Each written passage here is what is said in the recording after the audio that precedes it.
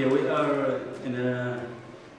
This is part of Tulkarm, city of Tulkarm. It's called Irtah, and it's very close to the what they call it, this wall here, the building, the Israelis, and this wall really affecting us in too many ways.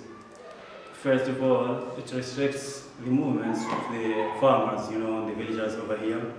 They can't go easy to their farms, There happened once, not too long ago, that they needed some permits, something to go to their lands over here, close to the wall, And of course the bulldozers, they destroy many times the pipes, the network, these pipes that the farmers use to irrigate their farms and lands. And we thank very much the people who extend their hands, to help us to maintain the well over here, because this has been working since 1967, and it's been consumed almost with all the maintenance, and that's very expensive too, in a way, and it costs too much money. And we thank them very much for the things they do for us, and of course it saves a lot of money and gives us a lot of better working way, more water. In a cubic language, we used to have about 60 to 70 cubic meters in an hour. Now we are getting about 108 cubes in every hour. And that's very good to people who own this well, and to the farmers, of course, because they get almost double the amount of water they have, and they need, of course, half of the time to irrigate their farms. And that's really very good. Does it decrease the cost of pumping? Yeah, of course it does. Because you used maybe to have about, it cost us about, in the past, about 70 shekels to run this kind of motor, the old one, and now it costs us about, say, 50. 50 shekels. 50 shekels, yeah. Per hour? An hour, yeah. Okay. Who owns the well? What? Who owns this well? Well, there are too many people who own. We are part of it, We are, my father, he was the founder, of this, what you call it, committee from people who own these lands over here.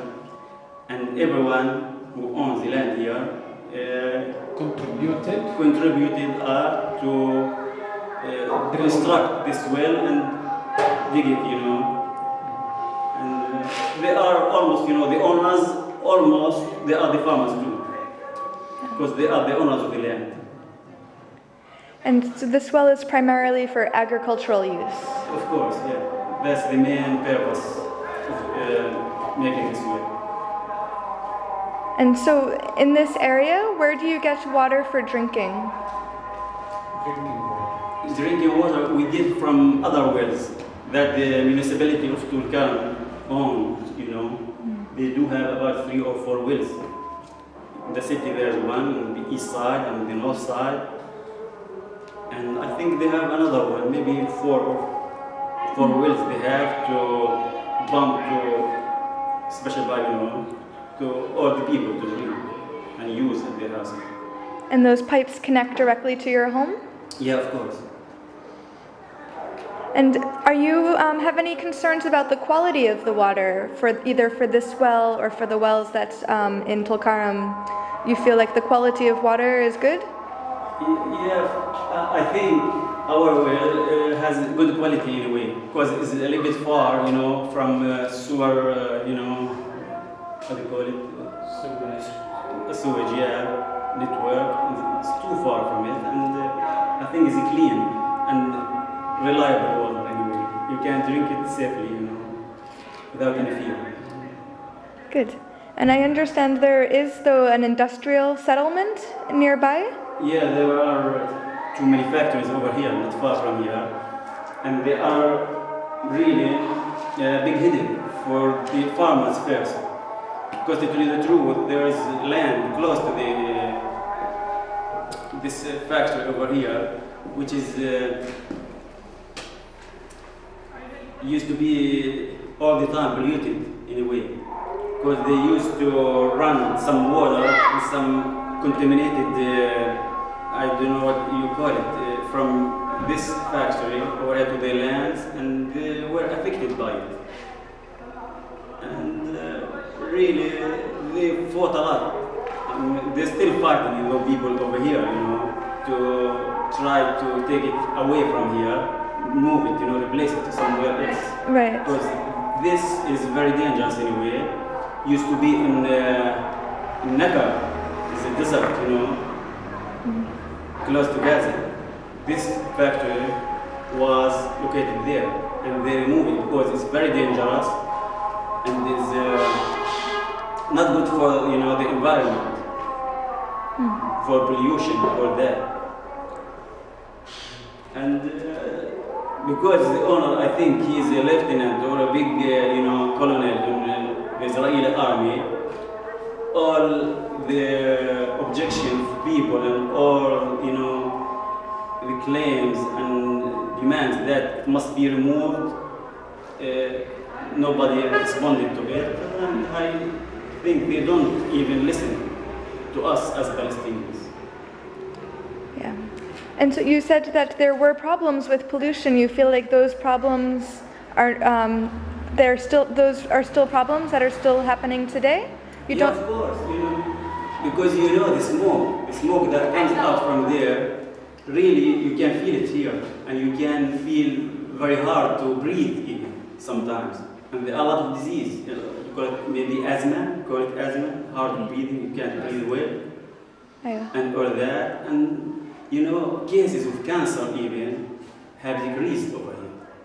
Mm-hmm. But you feel like it doesn't affect the quality of the water here? Well, I don't know. Maybe it's their job or the agriculture, maybe authority, they have to have their tests, Right. But they used to come and have their tests, but they didn't see anything. Good. That has changed or something like that. That's good. So far. Yeah. So far, regarding this comment, so far there is no effect of pollution on this aquifer. But it's gonna happen in the future because of the continuation of this factory with wastewater. It's not one factory, it's many factories, a block of factories. And the wastewater goes into the ground, reaching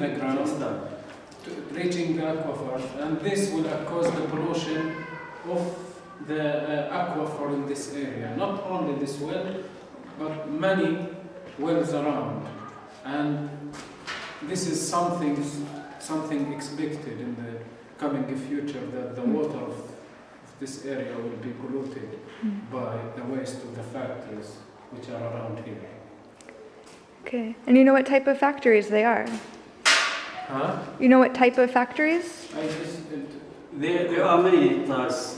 One of them is for fertilizer, fertilizer. They produce fertilizers over here in Gishuri. And there are neighboring factories over there. One of them maybe for cartons, paper, thick paper, industrial paper, and for maybe sewers, we make pipes. And one of them for iron, metal.